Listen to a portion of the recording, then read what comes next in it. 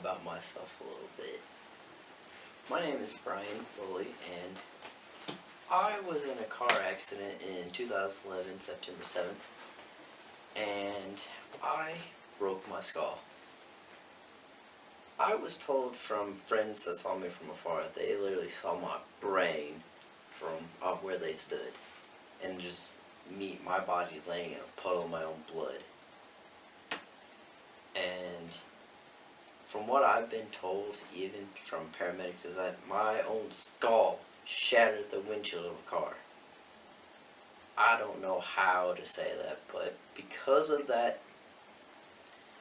now today I struggle with memory and my right eye being blind.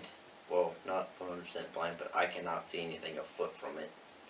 So let's start the conversation. I just want to say, Brian, the fact that you are able to get on this camera and talk about that is really great.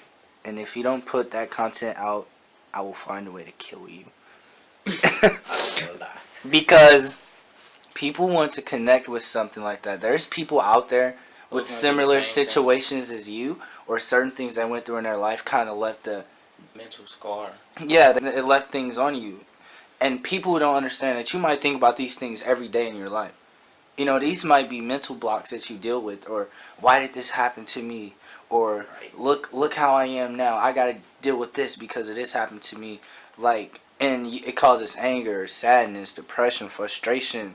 And it's like, and you don't want people to look at you and just see that. You want them to see that person in the inside. You don't want them to see, oh, his right eye is lower than his left eye, or oh, he's like, you know what I'm saying, the negative things. You want them to see that person inside. So I'm sure you came past the point where you were like, and these people take these things for granted. Yeah. And here I am, just like, right. You know, I will say that I did go through the 5 levels of grief.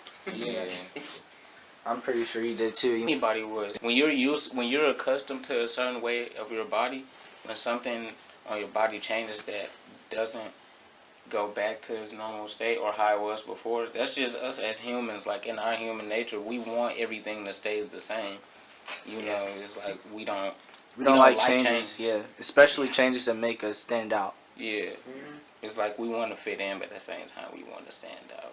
Yeah, like if someone was gonna, like, say, start a fight with me and they came from my right side, I would not see it coming. Yeah.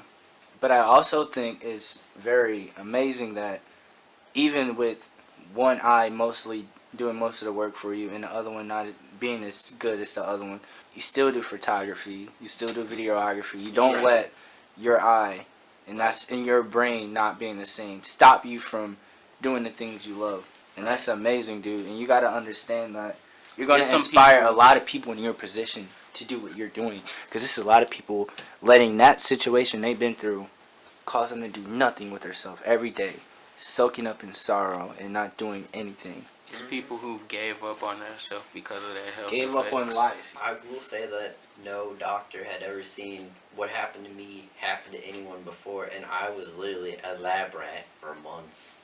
Like, even after being out of the hospital, they wanted me to come back. I'm thinking that it was just going to be your simple little doctor visit. Not always. They even tested my own IQ. I had never done that before, having my IQ test. Wow.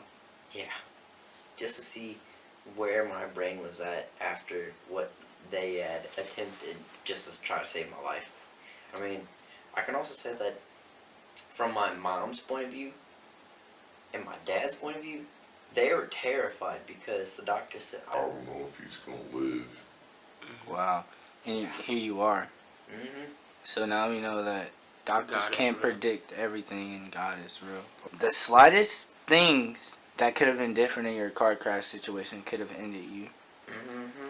I So- should have been dead. Exactly. So now you know that you're here for a reason, and your purpose was not fulfilled yet, and you have things that you should accomplish. Yeah, you have basically you're important.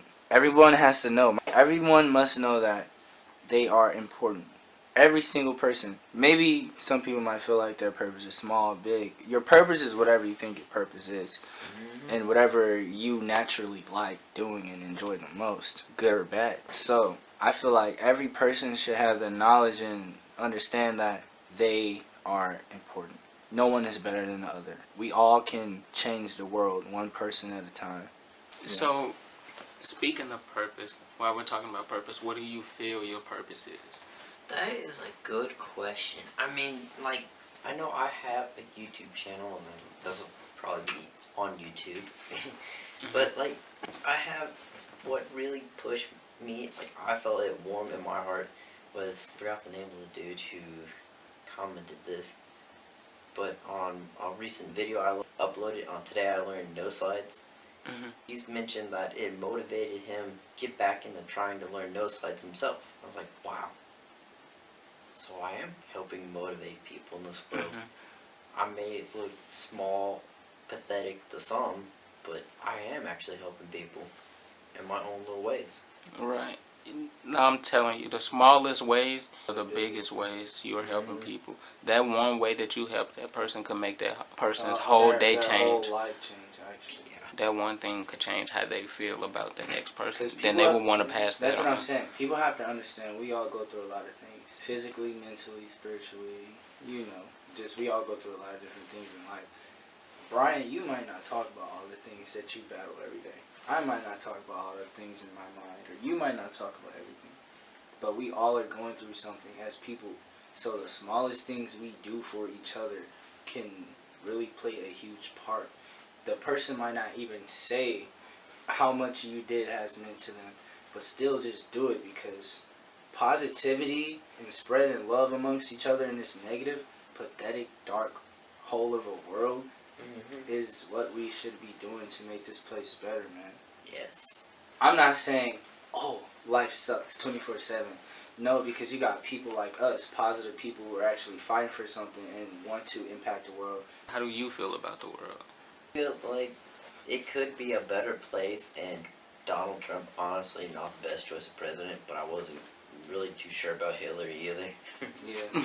But I feel like somehow just us as people can help someone just by simply maybe going up to someone and saying, hi, how's your day? And just knowing that we gave attention to them could make a big difference.